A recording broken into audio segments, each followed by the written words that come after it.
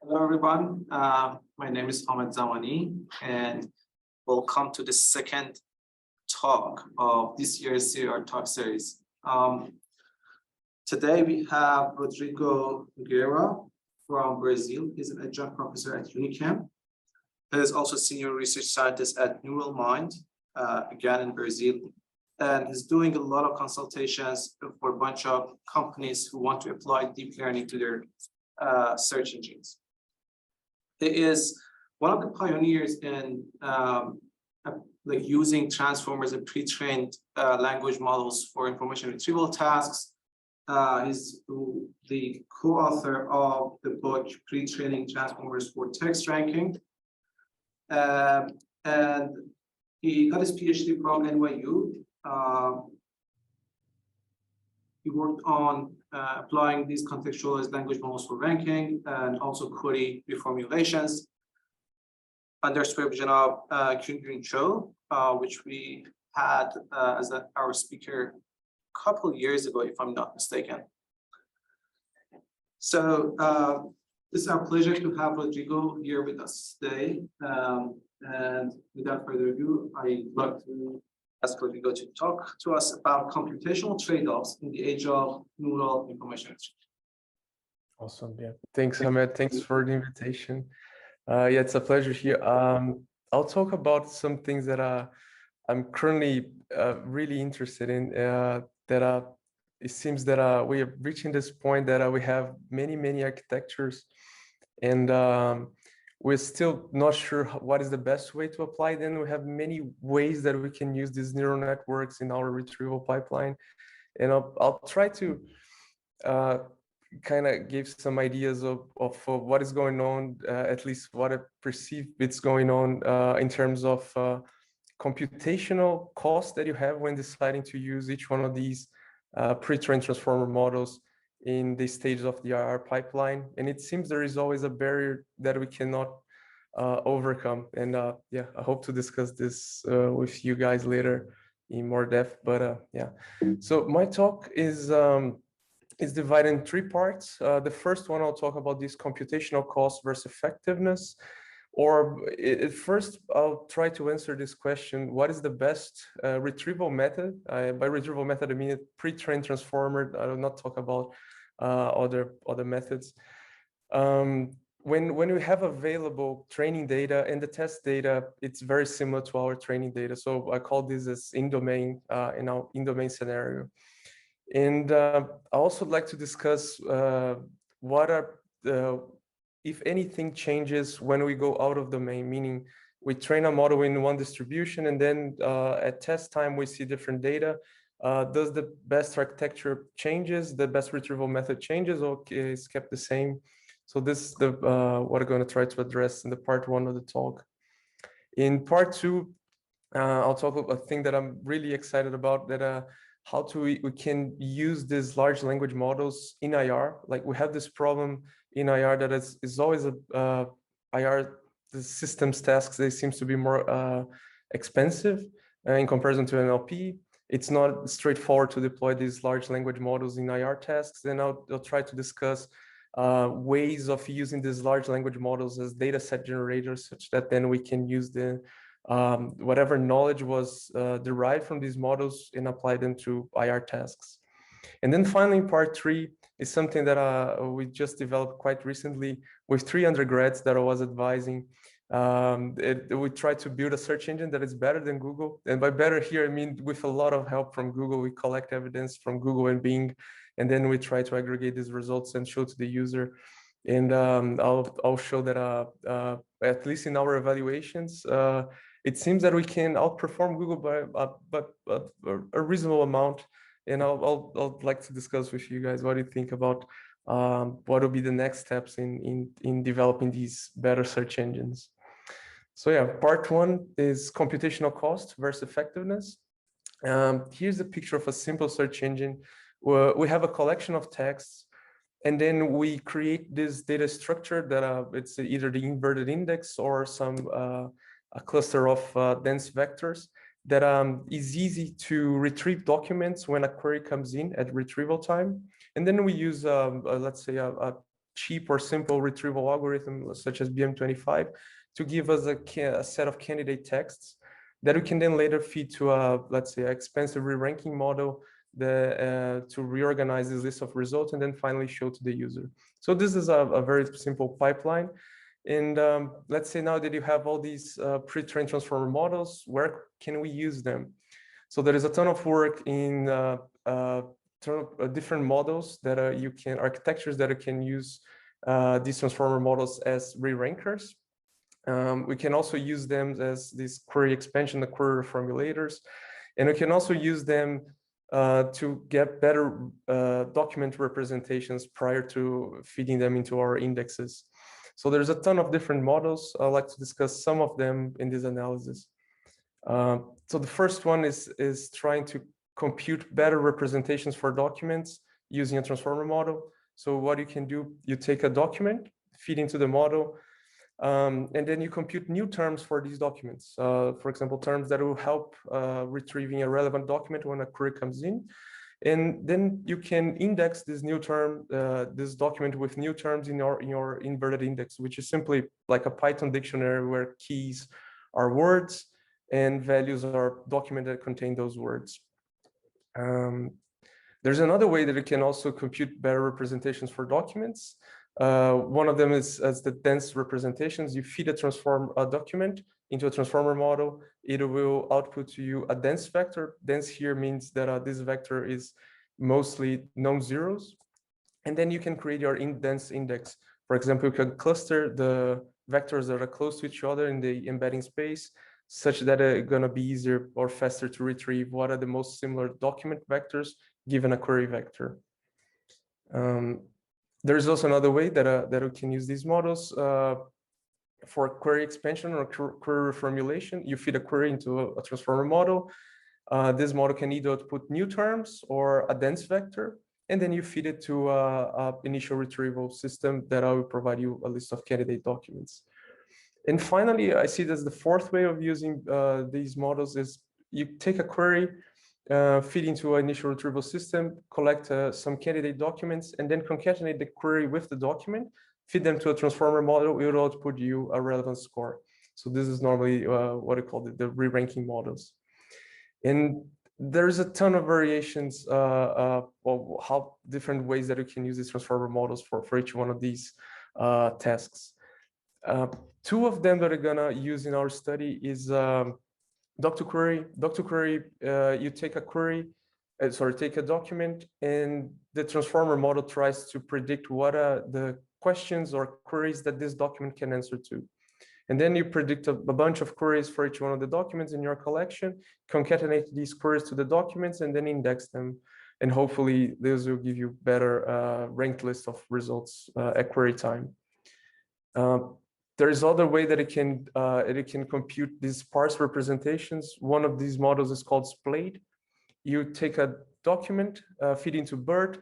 BERT will predict subwords that might be a good representation for this document, and then you index those subwords that are output by BERT.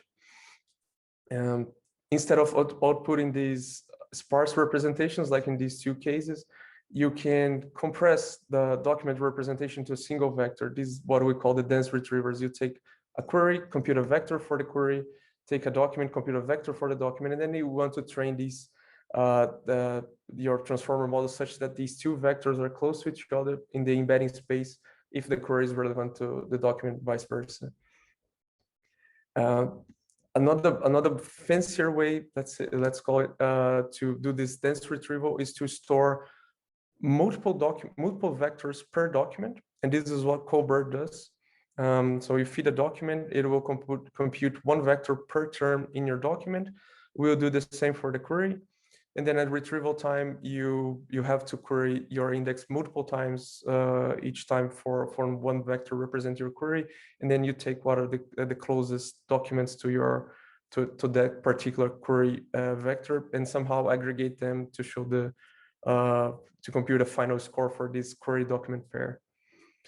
And a variation of CoBERT that I looked at, it's COIL. And COIL it looks to me like a simplified version of CoBERT. because it only retrieve documents that has at least one term that matches with terms in the query. So it's kind of hybrid between this exact match and dense retrieval. So I see it's like some BM25 sparse representation, because we only retrieve documents that contain those terms. But then we have the powerful, let's say, continuous representation that might help us in estimating better what it's the relevancy between query and document pairs. When I first read COIL, I look at it and said, such a bad idea. I thought, like, we are constrained, like we came all this way into trying to represent documents and queries in the continuous space, so we don't suffer from this vocabulary mismatch problem. And now COIL brings it back, like they only retrieve the document if the document contains the word bank, given that your query also contains the word bank, like similar words will not retrieve them. So at first it seemed a bad idea to me, but then if you look at the outer distribution, which I show right now in the results table, it's actually one of the best methods. And yeah. And then finally we have the cross attention, which is I guess best represented by BERT re-ranker. We concatenate the query in the document, and then query terms and document terms, they can interact with each other during the multiple transformers layers, and then finally output a relevant score for this pair of query and document.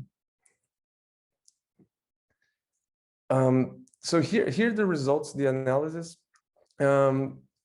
I excluded from this analysis documents, models that include distillation, such as Splayed V2 or Colbert V2, and also some, what I call here, this IR specific pre-training, that there is some different way of pre-training your transformer model that might benefit the model for IR tasks. So I exclude these ones so we can isolate the effects of the exact way we use the architecture. And I'll also argue that all these methods introduced by these work, they can also be used in other modality, in other types of pipelines. For example, you can distill re-rankers, you can distill sparse models that compute sparse representations and so on. And you can also apply these IR specific pre-trained to all these models and use them. So I would argue these two improvements are kind of orthogonal to this analysis. But yeah. So here's some results that we collected. But most of these results are from this paper from Lin and Jimmy Lin, my previous postdoc advisor. And they in the analysis they evaluated what they call what I call here in this presentation the in-domain performance, meaning that we have some MS Markov training data, and then we evaluate the track DL, which comes from the same distribution. It used the same corpus as MS Markov, and the queries are quite similar. So I call here in domain. And then we have out of domain that I call BEER, because it contains many data sets from, let's say, the biomedical domain, queries that are not look exactly like the MS Markov ones. So these are, I'll argue that these are the out of domain scenario. So we begin with BM25. BM25 is great at indexing time. Like we can index a large collection such as MS Markov in minutes. The index size is less than 10 gigabytes. By the way, these are numbers all computed based on MS Markov. Retrieval latency BM25 is also very fast. But then if you have at your disposal training data, you cannot train BM25 to like you can at maximum optimize some of its hyperparameters, but it cannot adjust a ton of parameters to the collection that you have at hand. So then BM25 doesn't have this great in-domain performance simply because we cannot train the model on it. And in comparison to Doc2Query that tries to predict queries given documents, Doc2Query is much better than BM25 because then you can train a transformer model to predict MS Markov queries given a MS Markov document. So that's kind of expected. And is also a little bit better than BM25 on the BEER benchmark by only 1 point. But then it comes this drawback that indexing time takes days. Like you need to sample multiple queries for each one of the documents in your collection, which means that I have multiple passes in your expensive transformer model at indexing time. So if your collection is huge, probably it's not a good idea to use doc2query. But if your collection is small, like in the orders of millions of documents, 1 million documents, pretty much you get this improvement almost for free, because then your index size is kept the same, retrieval latency is also the same, but now you have much better performance in domain. And then we can move to another version of sparse representations, which is splayed. So splayed, we feed a document and it'll compute subwords that are going to better represent a document. It'll do the same for the query. You feed a query into a transformer model, will output the subwords, a subword distribution that it's better going to represent the query. Indexing time is not so bad. So you need only one inference pass per document in your collection. So it takes hours to index the MS Markov collection on a V100, for example. The index size is not that bad. It's also in the orders of 10 gigabytes. Retrieval latency, it increases a bit because now you have to run expensive transformer at query time. Queries are short, so that's why it doesn't increase that much the latency. But now you have multiple terms that you also need to retrieve from your inverted index, and that's why here we see this increasing latency. But then you look at it in domain performance, it's much better than BM25, almost 20 points in the NDCG at 10. On BEER, it's also a bit better, like 2 points, not that much. But yeah, it seems a much better trade-off to use splayed than doc2query, simply because you only need one inference pass. And then if you move to the dense retrievers also take hours to index the MS Markov collection because you need one pass. Now we need to store these vectors. They might be large, and you need to keep these vectors in your memory if you want to retrieve these documents in an efficient way. So you're taking the orders of tens of gigabytes to keep this collection in memory. Its in-domain performance is okay. It's on par with splayed. But then if you look at the out-of-domain performance, is even worse than BM25. And here I'm going to argue and later try to convince you with some of the slides that the problem is with the way we represent documents. It's fine to represent documents as a single vector if we have training data. So the model will try to find a way to compress that long document, the multiple terms in the long document, as a single vector. And it will be able to retrieve relevant documents if the distribution is similar. But then as soon as you move to out of domain, it seems that we always need these extra terms, these spare terms to counter this unpredictability of the out of domain retrieval. And that's why here I would argue that we see this drop in performance. Then if we move to Colbert has multiple vectors representing each document. It also takes hours to index, but then the index size is huge. Like it's in orders of hundreds of gigabytes that you need to keep in CPU RAM at retrieval time if you want to be fast at retrieving relevant documents. It's in domain performance. It's also on par with the other models, displayed and NC.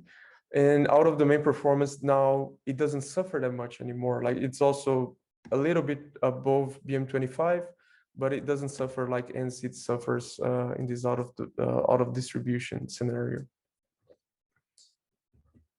And then if you move to COIL, that's the most impressive results in my opinion.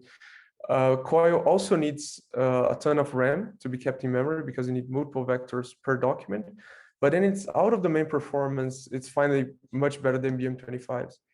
And it seems that we need this token level exact match retrieval if we want to keep our performance out of domain.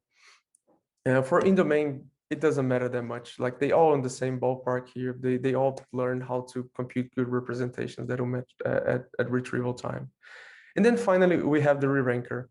So we use BM25 to retrieve, let's say, 100 or 1,000 documents, and then use this transformer model to compute a relevancy score for each one of the documents retrieved by BM25. Its indexing times is the order of minutes because it uses BM25. Index is quite small, but then at latency, it's quite slow, like more than 1 second for sure on a single V100. Its out-of-domain performance is great. It's by far the best one, given the same amount of parameters that is used each one of these models. And also in-domain performance is great. So I argue here that if you should only use the re-ranker if you have a collection that contains billions of documents, because with billions of documents, you're gonna not take hours to index these documents using these models. Probably take days or weeks. Whereas with BM25, we still can keep the time low, and but then you're gonna suffer at retrieval with retrieval latency unless you want to spend a ton of resources parallelizing these re-ranking. Let me see. I think there is some question or okay, yeah. Hi, Hansi. Yeah, long time no see. Yeah, Coil seems like a simple version of Colbert. Yeah, but why performs far better than Colbert in out of domain? Can you share an opinion on that? Yeah, I'll try to share later on. And yeah, I think it's more or less with the fact that it still relies on these symbols, it stores symbols and use them at retrieval time. I'll argue here that storing everything as continuous vectors is not a good idea if you are out of domain. Yeah. And so these results, the previous slide showed an analysis that we kept the model size roughly using the orders of hundreds of millions of parameters. But what happens if we scale things up? Like, will the same pattern occurs? And this is what we did in this study. It's called No Parameter Left Behind, the name of the paper. So we took mono T5, which is a T5 re-ranker. We also took T5 dense, which is a dense retriever that only uses the encoder part of T5. And then we measure its performance on MS Markov. So the two curves here doesn't seem to matter that much. So we increase the number of parameters, which reach the scales of 3 billion, or even I think this one is 6 billion parameters. It doesn't matter that much on MS Markov. They both reach more or less around close to 40 MRR10, which by the way is almost the same level of a distilled min-LM re-ranker. So for in-domain, doesn't matter that much if you scale things. It seems that we're already reaching this plateau on MS Markov. But then if you look at out-of-domain distribution, the scenario changed quite a bit. The re-ranking model is by far the best one as we increase the number of parameters. And this T5 dense model seems to suffer. As we increase the number of parameters, it cannot increase its performance. And if you compare it against another dense model, this green curve is from a model called SGPT, introduced by Nicholas. So he took the GPT model instead of all the encoder only of T5. It only took the GPT and compute a vector representing the documents. Use it as a dense retriever, and it seems that GPT-3 has something magical here at first glance, like because it cannot perform T5 given the same amount of parameters or pretty close. But then if you look at the dimensions that Nicholas used, he kept increasing the dimensions that are going to represent the documents and the query as the model size increases. But the authors of GTR, they kept this dimension fixed. So they increased the model to almost 6 billion parameters, but it still used the same amount of dimensions as they used for the smaller version of the model. And that seemed to be a pretty bad idea if you're doing out of domain tasks. And whereas if you look at the in-domain tasks, doesn't hurt that much. So I argue here that if you want to perform better in scenarios that you cannot predict beforehand, you need this extra redundancy of dimensions or symbols to keep your performance high enough. Yeah. So some conclusions here for this part one. If you have to choose a retrieval method, there doesn't seem to have a clear winner if you have lots of query relevant passages to train on. If you go back to that slide, performance on TrackDL is roughly on the same ballpark. You just need to pick what is your stage that hurts most. Like if you don't want to spend a ton of time indexing, you should choose, for example, a dense model. If you don't want to use a lot of RAM at retrieval time, you should use a sparse representations. Or if your collection is gigantic, you should go with a re-ranker. So it doesn't seem to matter much. There is always a cost that you have to pay in order to reach some level of performance in domain. But out of domain, things change quite a bit. And I argue here that we need these fine-grained representations if you want to survive in the wild. And that's why I said that these symbols are key for this out-of-distribution effectiveness. And finally, these re-rankers, they seem to have a better out-of-domain effectiveness than dense retrievers across all range of parameters that we tried. So that seems to be the go-to choice if you want to survive in this out-of-domain scenario. Yeah, maybe if you guys have any questions, please ask here in the chat. I can then answer during the talk. But yeah, if anyone has no one has any question, I can move to the part 2 of the talk. So in the part 2, I'll be talking how to extract knowledge from these expensive models. Sorry for the interrupt. We have a question here in the audience. Chris. Sure. You showed that Splade, which has sparse representations, outperforms and which has dense representations. But this is counterintuitive. I think when you have dense representation, you can capture better the sequential nature of text compared to sparse representation. Why Splade outperforms ANS in this case? Is it because MS Markov is heavily biased towards term overlaps, or it's because for some reason it performs better? I argue here that it's very hard to predict what you're going to store at in out of domain, and you're forcing the model all the time to compress a document into a single vector. Whereas with Splade, you have the option, the model has the option to store hundreds of tokens to represent these documents, so it can actually expand the document in a single pass. So expansion seems to be a good thing to do out of domain, and compression seems to be a good thing to do in domain. Like if you forget about out of domain performance, ANSI is one of the best options that you have in this list. You get great track the outperformance with almost some slight increase in RAM usage. So among all these methods, I would go with a dense model if I'm quite certain that what kind of queries are going to expect at retrieval time. But yeah, that's at least my intuition. Sorry. Even in domain performance, it outperforms ANS, which is not what I would expect from for in domain. Yeah, then I think it's more a matter of we currently can train. There's newer versions of ANSI that can outperform Splade. I wouldn't see these numbers as a big difference on track DL. I think it's just more a matter of either train a little bit more or tune better your hyperparameters. You're probably gonna bridge this gap of 2 or 3 points. Yeah. Yeah. All right. Another question from the audience. Yeah, so can you go to the next slide? Yeah.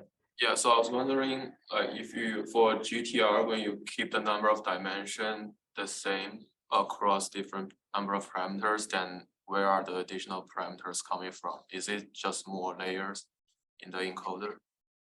In this case, the body of the transformer model keeps increasing in terms of parameters, but the only thing that they do is put this bottleneck linear layer on top that compresses the final dimension into the 768 dimension that are going to be used to store the document. So yeah, the architecture actually keeps increasing all the time. The only exception is the final layer that meets the fixed size. Yeah. Thanks. Okay. There is no question. All right. So then, yeah, in part 2, I'll talk how to. Then we can. So we see that scaling seems to be a good idea, and there's a ton of also news talking about these large language models and the incredible things that they can do. And I'll talk in this part 2 how we can use these models, extract the knowledge, whatever knowledge they learn with the expensive pre-trainings, and how can we use them on IR tasks. And I'll begin by showing the PAL model. It's It contains 500 plus billion parameters, and they evaluated 150 tasks. It's close to human performance, the average human on these 150 NLP tasks, and can generate text that it's quite impressive. If you haven't seen it yet, I recommend it. Look at the paper. That there's this reasoning examples that they showed. It's quite impressive what the model is able to produce, and also can explain the jokes. So everybody's excited about these models, but then and you try to apply them on information retrieval tasks. There's a big problem, and I'll try to depict it in this slide. So if you're working with NLP, let's say question answer information extraction, and you want to answer a question or extract some information from one-page document, you could go to OpenAI, feed this one-page document into GPT-3. It's gonna cost you $0.01 per document, or 10 seconds on 4800s if you have the hardware. So it's not that bad. Like you can do these few short tasks, not spending that much money. But then if you move to IR, let's say you want to use GPT-3 to re-rank 100 documents retrieved by BM25. You're gonna spend $1 per query to re-rank these 100 documents, or 15 minutes on 4800 GPUs. So it's not that great in terms of money. And you can even decide to use them as dense retrievers. Let's say you want to encode the 8.8 million passages from the MS Markov dataset. You're gonna spend, if you use the OpenAI API, you're gonna spend $400,000 just to encode the collection, or 4 months on these 4800s. So it seems not straightforward to use these gigantic models off the shelf to IR tasks. And so far, we've been talking about ways of either computing better document representations prior to feeding them into an index, or expanding queries using also neural networks, or re-ranking them. But I think one good approach, one good way that you can use these gigantic models is as data set generators. And then as soon as generate a data set for us, in a minute, I will talk about what I mean by generating data set. We can then train each one of the models previously using these components of the search engine pipeline, and hopefully they're gonna get better performance. So in this part of the talk, I'll talk two methods about using them as data set generators. The first one is Imparse, and just came out this week, another one very similar to Imparse called Promptagator. And the second method is mMarco, which is basically a translation, a way of using translators. So the first method is, we call Imparse, it stands for inquisitive pairs for search. So this is just a joke that people call these models as stochastic parrots. So we wanted to use this name in our model. So what we do here is very similar to Doc2Query. We feed a document into a language model, for example, GPT-3. And then we, via a few short prompt, we induce the model to generate a question that this document answers to. And then we do this for all the documents in our collection, generate one query per document. And then we can use this pair of query and document as training pairs to train, let's say, a re-ranker or a dense retriever. So this is a way of generating training pairs, and it's few shot because you only need some, like, 3 examples of what is a document and then what is a question that should be answered by this document, and then we feed a 4th document into the language model. So there are multiple ways that you can craft this prompt. It's a manual craft, so you shouldn't spend that much time. You wouldn't take that much time handcrafting this prompt, but then in the end you can generate hundreds of thousands of training examples to your model. So in this example, we use this vanilla prompt. We simply feed the document. We give 3 examples of a document and a relevant query, and then as a 4th example, we iterate over the collection and give each time a different document, so the model can then generate a relevant query for the document. Then we train the re-ranker on these generated questions. And here's the result that we get. If you evaluate on beer, if you take our re-ranker MonoT5 with 3 billion parameters, we get 45 and DCG at 10, which is well above BM25. And then if you fine tune this re-ranker a bit more on impars, these questions generated in a synthetic way, you get almost this 2-point improvement. So it seems that almost for free, except for the time that is spent generating these questions, you can improve the performance of the re-ranker.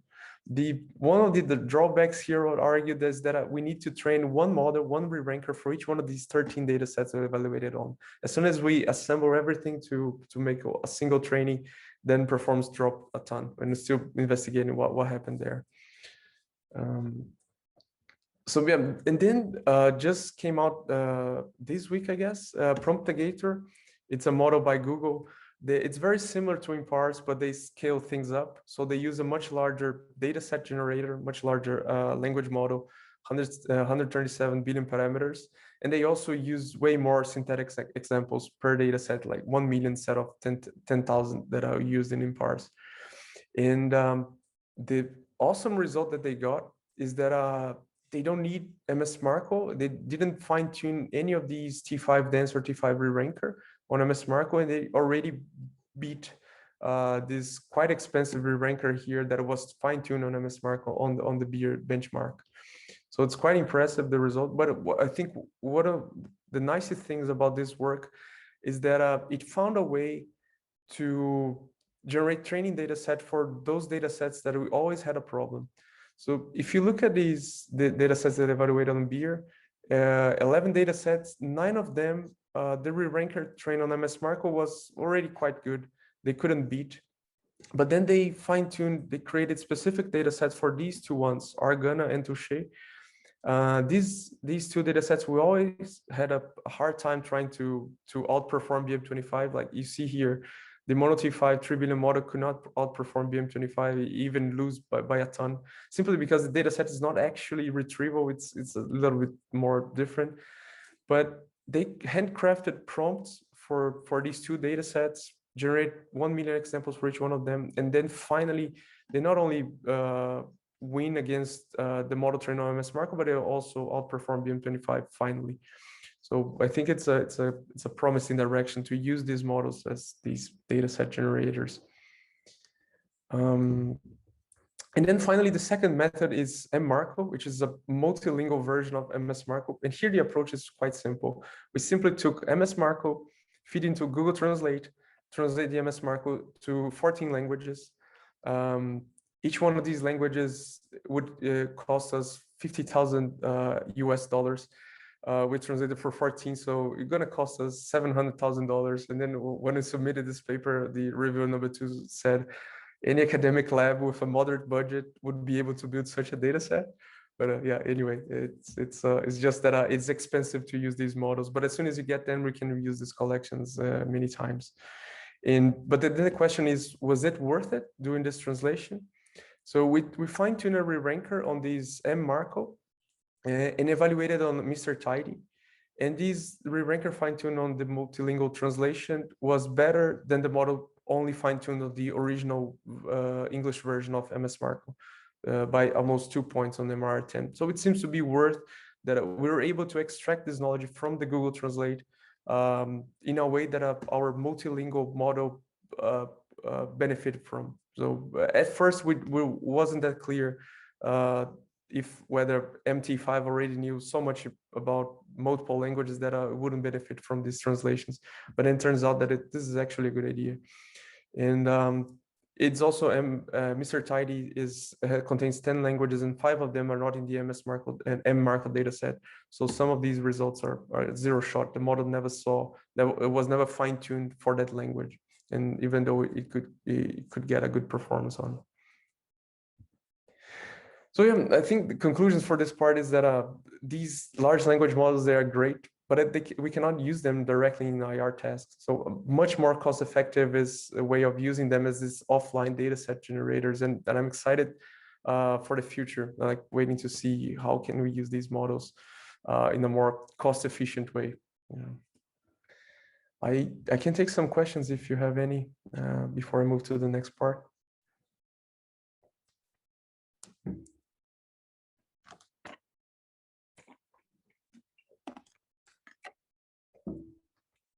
All right, yep. So no questions. I guess I should move on. So I have a question. So what is, how much does it cost to run to run your synthetic parrot or whatever it's called? Because you're generating a lot of data from that, right? So what's the cost there? Yeah, we use GPT-J, which is a 6 billion version of GPT-3, let's say, and I think it takes around half a day to generate data for one data set, or even less than that on a V100 GPU. So we can do it. It's not that expensive, but if we want to use, let's say the FLAM model that they use in the Promptagator paper, then probably gonna cost you a ton of money. For if you want to use, let's say, the OpenAI API, it's gonna cost you around $30 per data set on Beer to generate 10,000 examples. It's expensive, but you're not gonna break the bank, I think. So it's not as expensive as your intro slide on that. That's what you're saying. Yeah, that's right. That's right. It's almost the same cost as so if you take $1 per query, meaning that we fed 100 documents on GPT-3, if you want to generate 10,000 examples, it's gonna cost you $100 maximum. Yeah. Yeah. Except you generated 1 billion examples, right? No, Google folks generate 1 million examples. I only generate 10K. Oh, okay. Sorry. 10K per data set, but in the end it was about I don't know 200,000 examples. Yeah. Thanks. Yeah. Any other questions? No question. Yeah. Okay. So yeah, part 3 then. This one is it's just to final close up. It's how to serve this. So there is always this concern about the quality of serving these expensive models in production, and we created this search engine that is quite similar to Google. Just feed a query, give it, receive back a list of results. But then the question is, why do we want to build another search engine? And I guess the thing here is that with these pre-trained transformers, we saw an amazing results in I call here the academic IR. Like we see this large improvements in academic data sets. But then if you use the current search engines, the commercial ones, we don't see, they still make a lot of mistakes. It doesn't seem that they improve that much over the years, at least in my opinion. So we wanted to build here this test bed, trying whatever is best out there in the academic world and put that in a production system and evaluate it against Google and see how much better we can do. No matter the cost, like we don't care about cost at the moment. We only want to see if we can deliver better results. So that's how we build our system, which is called NeuralCert-X. It's a Metasearch Engine, meaning that given a user query, we perform this first stage retrieval, in which we issue the query to 3 APIs, Semantic Scholar, Bing, and Google, collect documents from them. We also have some local indexes, the sparse and dense. And so we collect a ton of candidate documents, candidate texts, and then we feed them to a re-ranker. This re-ranker runs on a cluster of 10 T4 GPUs. They're not that expensive because we use these spot machines that can die at any time, but then we use a fancy orchestration to move resources to other parts of the cluster. Just all to reduce costs. And we also have this highlighting component. Also, we use the same re-ranker so that we can share the same infrastructure for both steps, re-ranking and highlighting. And then finally, we present the results to the user. So it's a pretty similar multi-stage retrieval pipeline, with exception that we now collect results from Google and Bing and Semantic Scholar. And then we want to annotate it to evaluate it against Google. So we created this annotation interface. The user enters a query here. We issue a query to our system, and then Google also returns their results on another column of results. And with 50% probability, we're going to shuffle this column so the user doesn't get used to what is the best system. It's either the left or the right side. And then we evaluated on some legal domain. We asked some lawyers to create some complicated questions that they feel that a search engine, an ideal search engine would be able to answer to. And then they created questions like this: can I be charged automated taxes of a different state from the rental company's headquarters? I cannot even understand this question much. And we compared our system against Google's. It was about 8 points and DCG better. We also asked people from the business domain to ask questions that they are interested in their business. Questions like how to increase energy efficiency in my company, and also get evaluated against Google. It was about like 8 or 9 NDCG points at 3 here, better than Google. So it seems that by simply re-ranking this diverser pool of results that came from Bing and Google, we were able to outperform Google. So it seems a promising way of increasing whatever people build out there with these expensive search engines. We can do better by simply putting more compute on top of existing search engines. And yeah, the cost here, we can serve this model a fraction of time that people at Microsoft build a similar search engine. And the reason here is because we're using this preemptible GPU, so they're gonna cost a fraction of the time of the original cost of a permanent GPU. And finally, we made this experiment that we want to use, we want to get rid of these 10 blue links of results that we've seen for decades. We want to make some answers out of these documents. But the problem here is that if we ask a neural model to generate an answer right away, it can hallucinate.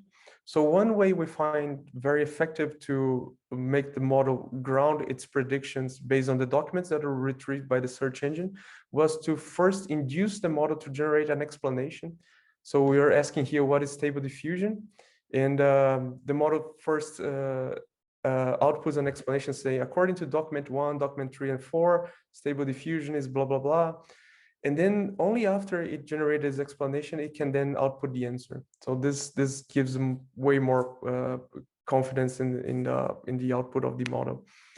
And yeah, this is just a prototype that we built recently. And yeah, with that, I thank you all for listening. And this also special thanks to all my co-authors. And I'm happy to take questions if you have any. Yeah.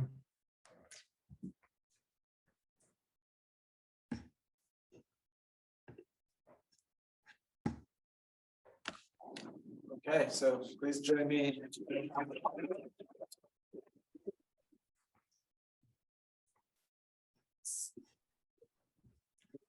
Is there any questions from the audience here? James? So in the last set of results, how do you know whether it's your re-ranker that's helping, or whether it's just the fact that you're pulling documents in from a larger pool?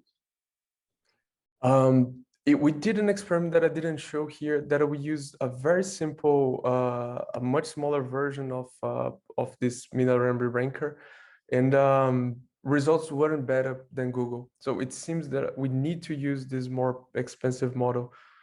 If we use a simple way of aggregating documents, it doesn't. We cannot outperform Google. For example, if you take Google and Bing, if the document appears in the list twice, then you rank that document high.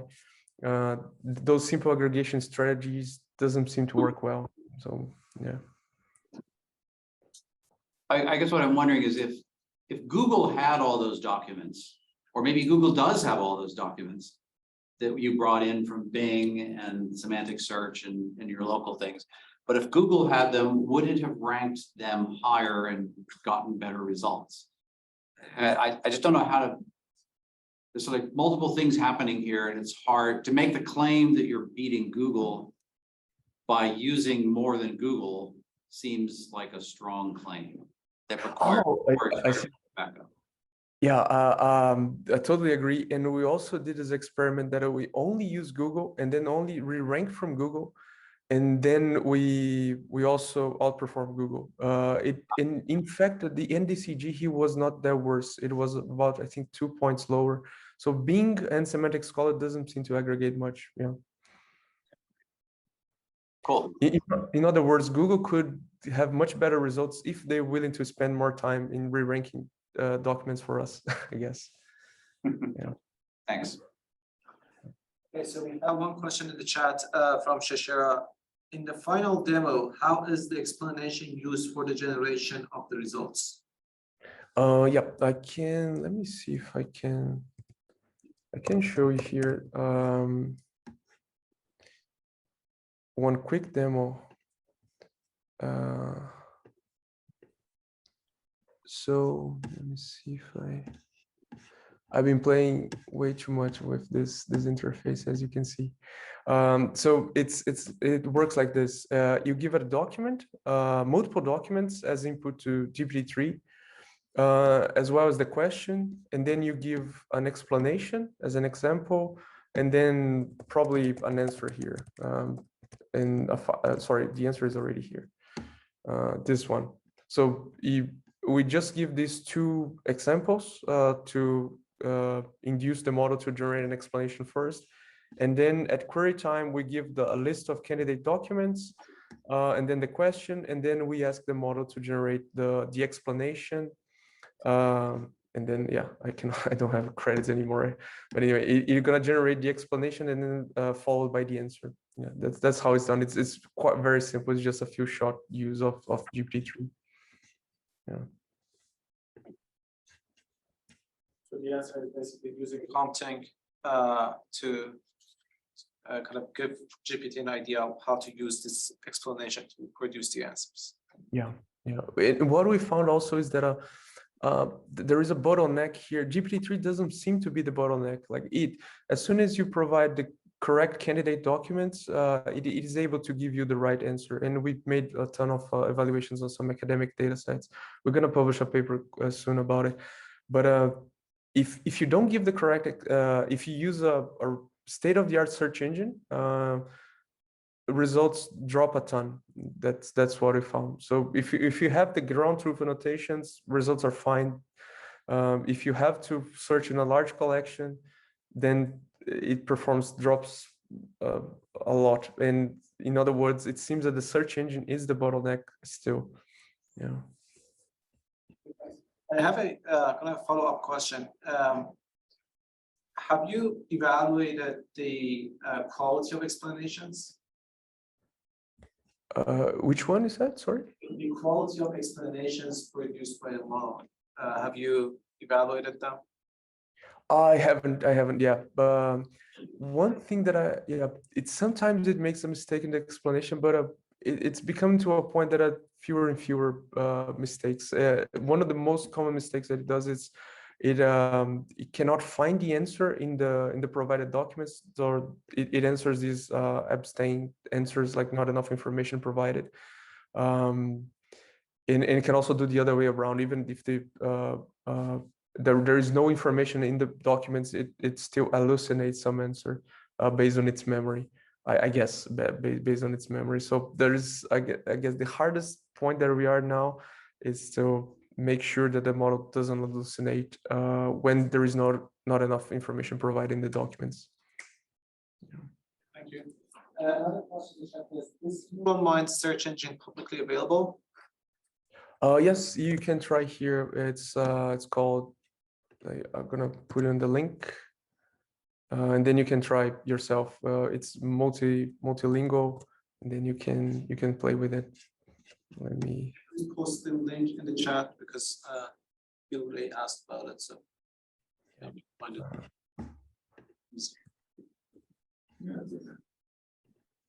Okay. Any other questions from the audience or online?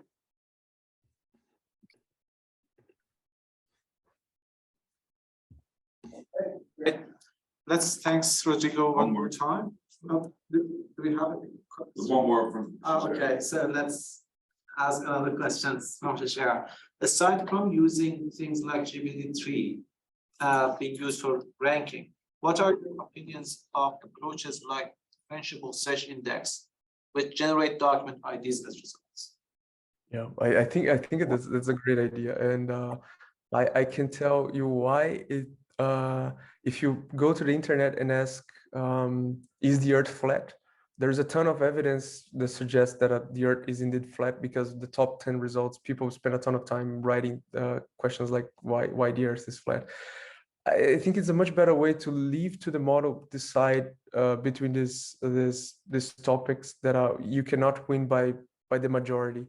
In other words, you don't want to spend a ton of time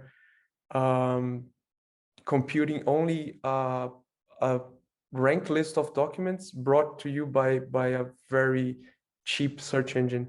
I would argue that it's a much better time spending time doing pre-training on these large collections, or doing like the SI model does.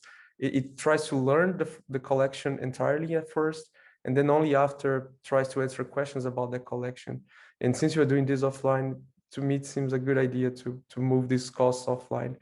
And not so much if you want to do everything at an inference time, like answer these complicated questions in inference time, you're probably gonna be overwhelmed by the wrong evidence. That's at least my intuition here. Thank you. So let's thank Rodrigo for the one comment. Thanks everyone for joining.